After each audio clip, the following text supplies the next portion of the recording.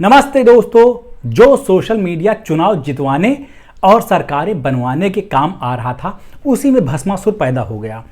Elon Musk के x पर Grok नाम का बेड़ा गर्क करने वाला अचानक से एआई पैदा हो गया, और पैदा तो बहुत दिन पहले हो गया था, लेकिन अब इसमें ऐसे कांड सामने आने लगे हैं कि जिसमें बीजेपी एज पार्टी और गवर्नमेंट दोनों की जो 10-15 साल से एकदम बढ़िया वाली छवि बनाई गई थी ना, और दूसरों के खिलाफ फेक नैरेटिव जो सेट किए गए थे ना, इतनी तेजी से 24 घंटे के अंदर धराशायी कर दिए ग्रोक नाम के एआई ने कि कुछ कहते नहीं बन रहा। लोग उससे मुंह छुपा के भाग रहे हैं, क्योंकि अभी ग्रोक रुकने का नाम नहीं ले रहा है। पहले तो ग्रोक से ढंग के सवाल पूछे गए, ढंग के विषयों पर, ढंग की भाषा में, लेकिन तब लोगों को मज़ा नहीं आ रहा था, ना वो वायरल हो रहा था।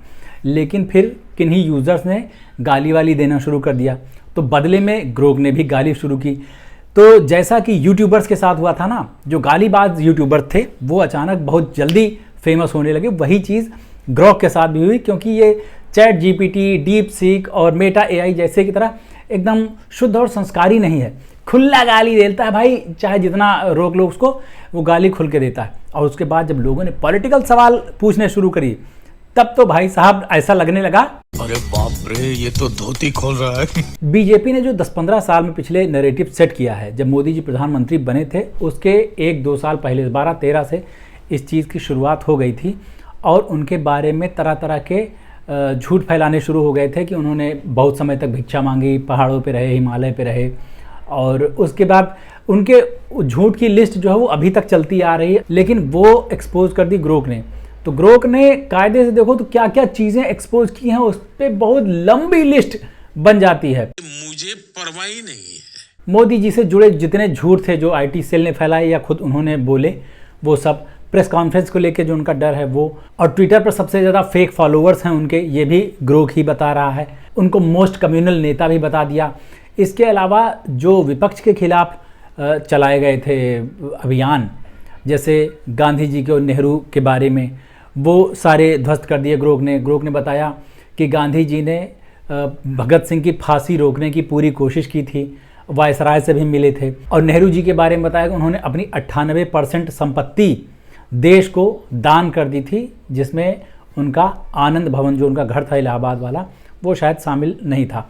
और इसके अलावा बहुत सारी चीज़ें जो लोग फैलाते थे आईटी सेल वाले, खास तौर से कि सोनिया गांधी बार में डांसर हुआ करती थी और मुस्लिम्स ने आज़ादी की लड़ाई में कोई हिस्सा नहीं लिया। ये सारे जितने भी फेक नैरेटिव सेट किए गए थे वो सारे ग्रोक ने ध्वस्त कर दिए।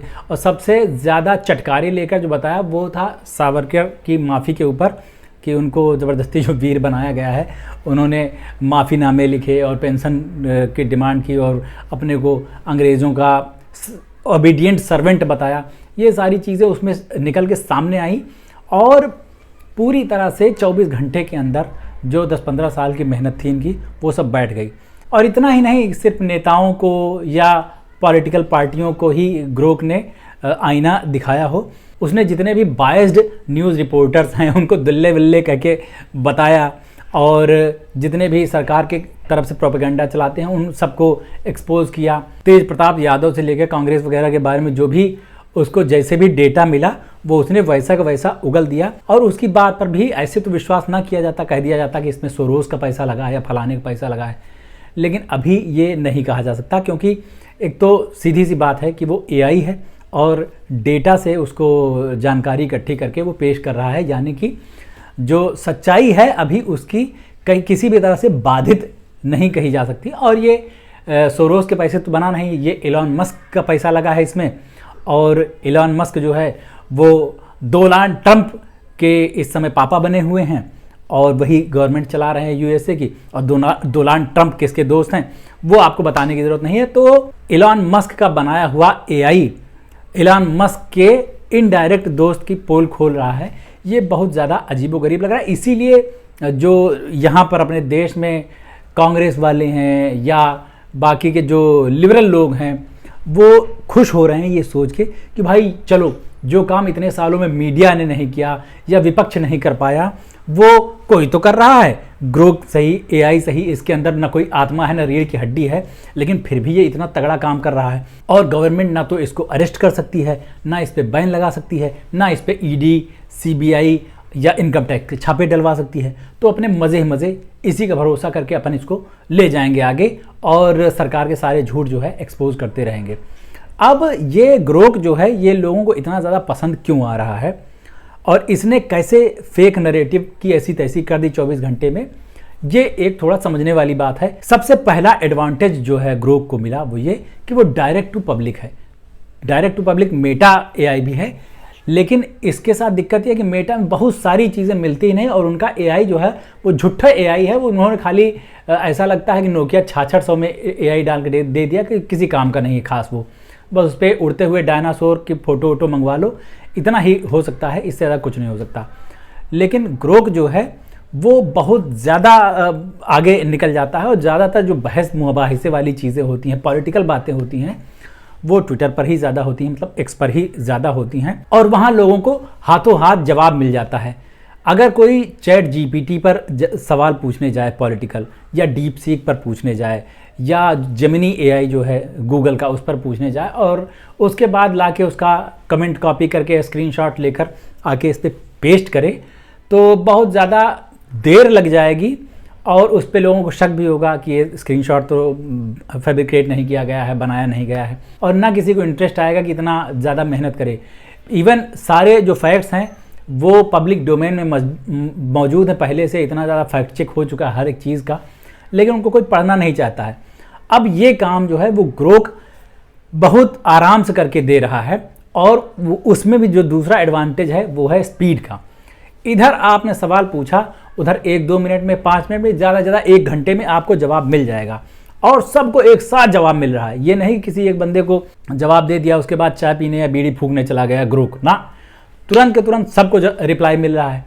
तो जो उसकी स्पीड है और वो डायरेक्ट टू पब्लिक है, इसकी वजह से लोगों को एडवांटेज मिल रहा है। दूसरी वजह यह है कि उसकी भाषा, इलॉन मस्क जैसे एकदम लफंडर टाइप का आदमी अब दिख रहा है, उसको कोई फिल्टर नहीं है, वो कुछ भी कर रहा है, कुछ भी बोल रहा है, पूरी दुनिया की ऐसी तैसी किए हुए है, उसी तरह उसने अपने एआई को भी खुली छूट दे रखी है। वो भाषा का उसके ऊपर कोई लोड ही नहीं है। जैसे ट्विटर या एक्स जिसको कहते हैं, उसको अब आप फैमिली के सामने खोल के नहीं देख सकते क्योंकि उस पर कोई रोक ही नहीं है। उस पर कब कौन सी पॉर्न क्लिप सामने आ जाए, कौन से नंगे फोटो वीडियो सामने आ जाएं और कौन सा बहुत ज़्यादा वायलेंट कंटेंट सामने आ जाए, कुछ कह नहीं सकते। तो भाई साहब उस पर किसी तरह की रोक ही नहीं थी। उसी तरह जो एआई आया उनका ग्रोक, उसमें भी भाषा के कोई नहीं, खुल के गरिया रहा है वो। इसी में लोगों को मज़ा आ रहा है कि भाई साहब रिप्लाई तो मिल रहा है, वो भी गाली के साथ, मतलब मसालेदार पूरा रेसिपी सौंप रहा है। इसकी वजह से लोग बहुत ज़्यादा उसको पसंद कर रहे हैं। और तीसरा जो एडवांटेज है इसके साथ वो ये कि इसके पास जो डेटा है वो बहुत ज़्यादा है।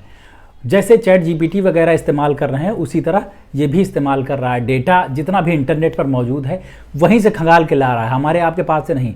जितना भी अब तक फैक्ट चेक हुए हैं, आरटीआई लगी डली हैं, या जो वेबसाइट्स पे डेटा मौजूद है उनको ही खंगाल के लाता है और फटाक से उसको समरी बना के आपके सामने पेश कर दे रहा है।